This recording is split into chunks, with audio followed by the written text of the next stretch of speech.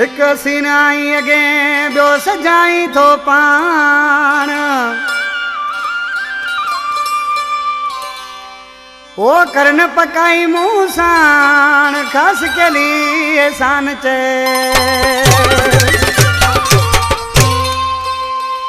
केटी बंदर खा फरमाश आमिर मेमण बाबू शोलानी आलम शोलानी घोड़ाबारी खां खैर मोहम्मद पंवर अयाज मला गोठ अली बर खां शायर मोहम्मद खान सुमरो मोहम्मद आजम नंदो बांधी खां अब्दुल सलाम खास के लिए हैदराबाद खां आज कृषि छा बो चयो सा सरवर जानिया गुलवा जो ठहे तो मिठा तुझे वारन में सोनन प्यारन में नागन चारन में सोनन प्यारन में नागन चारन में गुलवा जो ठहे तो मिठा तुझे वारन में गुलवा जो ठहे तो मिठा तुझे वारन में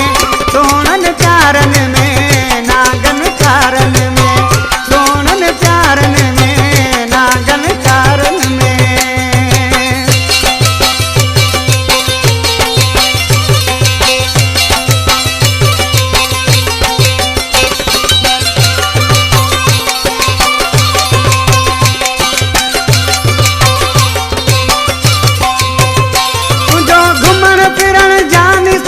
सुभान अल्लाह तू जो उथण वेहण जानी सफा सुभान अल्लाह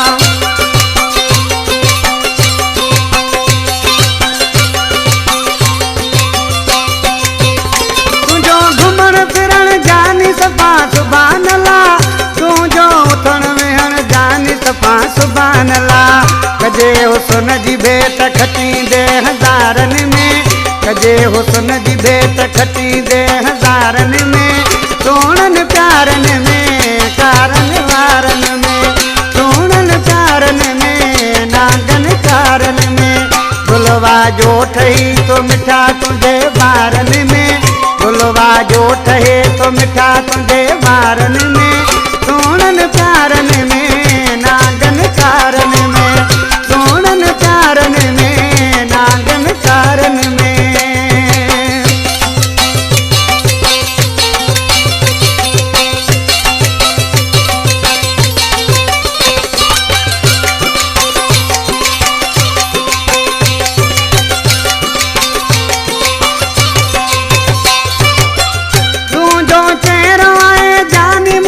चंड जी मिसल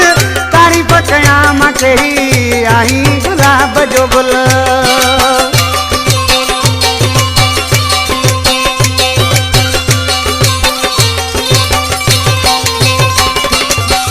तू जो चेहरो आए जानी मुझा चंड जी मिसल कया तारीफ कही आई गुलाब जो गुल दिली तो तू मिठा ठहन दंद कतारन में सोनन चारन में नागन चारन में सोनन चारन में नागन चारन में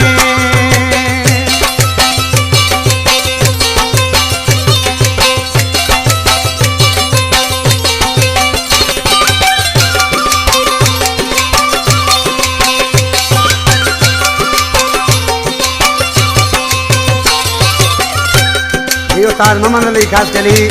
मुझो प्यारो भाई जे मुझे इन एल्बम की सिलेक्शन भी कई शान प्रोडक्शन में मुझो एल्बम ईंदो अदा शहनवाज ब्रो की कंपनी में ॾिसी न्यारे में सलाम आसी छा तो थे मोहम्मद अली तो ते यार सफा मस्त अचो खस के लिखे सफा तो मारे छॾियो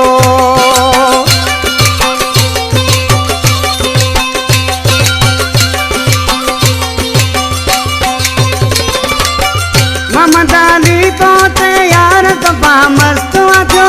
खस के लिखे सफा तो मारे छॾियो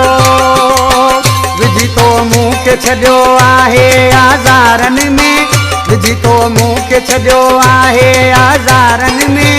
सोनन प्यारन में नागन चारन में सोनन प्यारन में नागन चारन में गुलवा जो ठहे तो जानी तुझे वारन में गुलवा जो ठहे तो सोना तुझे वारन में सोनन प्यारन में नागन चारन में